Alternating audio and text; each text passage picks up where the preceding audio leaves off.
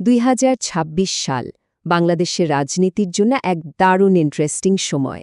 আজকের এই বস্তুনিষ্ঠ বিশ্লেষণে আমরা রাষ্ট্রের বর্তমান অবস্থা আর এর বহুমুখী দিকগুলো খুব সহজভাবে তুলে ধরার চেষ্টা করব। এটি এমন একটা সময় যখন অনেকগুলো বড় ঘটনা একসাথে ঘটছে, আর এই পুরো প্রেক্ষাপটটা বোঝা আমাদের জন্য অত্যন্ত জরুরি। আচ্ছা, মূল কথায় আসা যাক। ২০২৬ সালের চিত্রটা কিন্তু বেশ অদ্ভুত। বলতে গেলে দুটো বিপরীতমুখী অবস্থার ওপর দাঁড়িয়ে আছে। একদিকে যেমন দেশে দীর্ঘদিনের কাঙ্ক্ষিত রাজনৈতিক স্থিতিশীলতা ফিরে এসেছে, ঠিক তার বিপরীতেই আবার রয়েছে ক্রমবর্ধমান অর্থনৈতিক চাপ আর দ্রব্যমূল্যের ঊর্ধ্বগতি। অর্থাৎ রাজনৈতিক দিক থেকে একটা প্রশান্তি থাকলেও সাধারণ মানুষের দৈনন্দিন জীবনের আর্থিক উদ্বেগ কিন্তু ক্রমাগত বাড়ছে।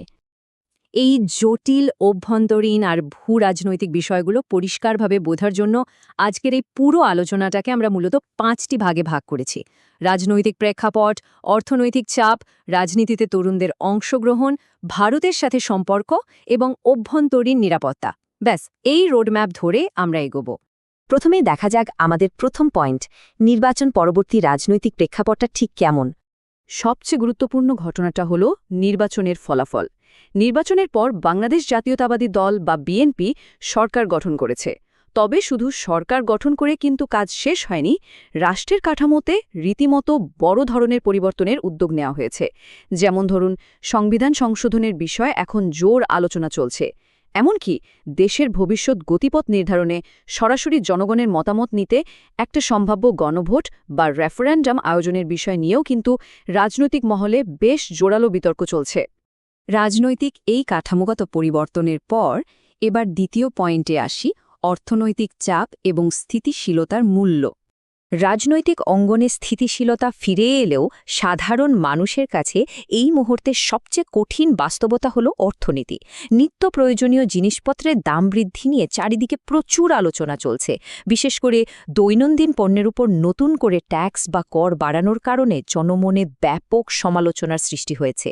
নীতি নির্ধারণী পর্যায়ে প্রশান্তি থাকতে পারে, কিন্তু সাধারণ ভোক্তাদের জন্য এই কর বৃদ্ধি আক্ষরিক অর্থেই একটা বিশাল চ্যালেঞ্জ হয়ে দাঁড়িয়েছে। অর্থনীতির এই রূঢ় বাস্তবতার মাঝেই কিন্তু রাজনীতিতে চমৎকার একটা নতুন মাত্রা যোগ হয়েছে। আমাদের তৃতীয় আলোচনার বিষয়, রাজনীতিতে তরুণ প্রজন্মের অংশগ্রহণ। আর এই বিষয়টা খুব দারুণভাবে ফুটে উঠেছে মাননীয় প্রধানমন্ত্রী তারেক রহমানের একটি বক্তব্যে। তিনি পরিষ্কারভাবে আহ্বান জানিয়েছেন, দেশের স্থিতিশীল রাজনৈতিক পরিবেশ গঠনে শিক্ষার্থীদের ভূমিকা রাখতে হবে। এই বার্তাটা অত্যন্ত তাৎপর্যপূর্ণ। এর মানে হল, রাষ্ট্র পরিচালনার ক্ষেত্রে তরুণ বা শিক্ষার্থীদের এখন আর শুধু দর্শক হিসেবে নয়, বরং সক্রিয় অংশীদার হিসেবেই বিবেচনা করা হচ্ছে। প্রধানমন্ত্রীর এই আহ্বানেরই একটা প্রাতিষ্ঠানিক রূপ হল নেটওয়ার্ক ফর পিপলস অ্যাকশন। সদ্য ঘোষিত এই নতুন রাজনৈতিক প্ল্যাটফর্মটির মূল উদ্দেশ্যই হল তরুণ সমাজকে রাজনীতিতে সক্রিয়ভাবে যুক্ত করার জন্য একটা সুনির্দিষ্ট কাঠামো তৈরি করে দেওয়া। এর মাধ্যমে মূলত রাজপথের আন্দোলনকে সুশৃঙ্খল নীতি নির্ধারণে রূপান্তর করার চেষ্টা চলছে, যাতে তরুণ প্রজন্ম রাষ্ট্রের মূল রাজনৈতিক প্রক্রিয়ায় সরাসরি ভূমিকা রাখতে পারে। দেশের ভিতরের এই দৃশ্যপট থেকে এবার একটু বাইরের দিকে নজর দেয়া যাক। আমাদের ৪ নম্বর বিষয়, ভূ রাজনীতি, বিশেষ করে প্রতিবেশী দেশ ভারতের সাথে সম্পর্ক আর নতুন করে শুরু হওয়া আলোচনাগুলো। আঞ্চলিক রাজনীতিতে তো একটা নিয়মই আছে, এক দেশের নির্বাচনের প্রভাব অন্য দেশে পড়বেই। এখানে একটা বড় প্রভাবক বা ক্যাটালিস্ট হিসেবে কাজ করেছে ভারতের পশ্চিমবঙ্গে ভারতীয় জনতা পার্টি বা বিজেপির সাম্প্রতিক নির্বাচনী বিজয়। এই রাজনৈতিক পরিবর্তনের ফলেই মূলত ভারত আর বাংলাদেশের মধ্যে দীর্ঘদিন ধরে ঝুলে থাকা বেশ কিছু গুরুত্বপূর্ণ দ্বিপাক্ষিক আলোচনা নতুন করে শুরু হওয়ার একটা দারুণ প্রেক্ষাপট তৈরি হয়েছে। আর সবচেয়ে ইন্টারেস্টিং বিষয় হল, দীর্ঘদিন ধরে অমীমাংসিত থাকা স্পর্শকাতর ইস্যুগুলো এখন আবার আলোচনার টেবিলে ফিরে এসেছে। বহু আলোচিত তিস্তা নদীর পানি বণ্টন থেকে শুরু করে সীমান্ত নিরাপত্তা, এমনকি সীমান্তে কাঁটাতারের বেড়া নির্মাণের মতো বিষয়গুলো নিয়েও এখন দুই দেশের মধ্যে নতুন করে কূটনৈতিক সংলাপ চলছে। ভবিষ্যৎ সম্পর্কের ক্ষেত্রে এই বিষয়গুলোর সমাধান হওয়াটা কিন্তু ভীষণ জরুরি। ভূ রাজনীতি থেকে আবারও দেশের ভেতরে ফেরা যাক, আমাদের পঞ্চম এবং শেষ বিভাগ, ন্যায় বিচার, অভ্যন্তরীণ নিরাপত্তা এবং রয়ে যাওয়া কিছু অমীমাংসিত রাজনৈতিক দ্বন্দ্ব। দেশের অভ্যন্তরীণ রাজনীতিতে এখনও অতীত প্রশাসনের জবাবদিহিতার বিষয়টা একটা বিশাল জায়গা জুড়ে আছে।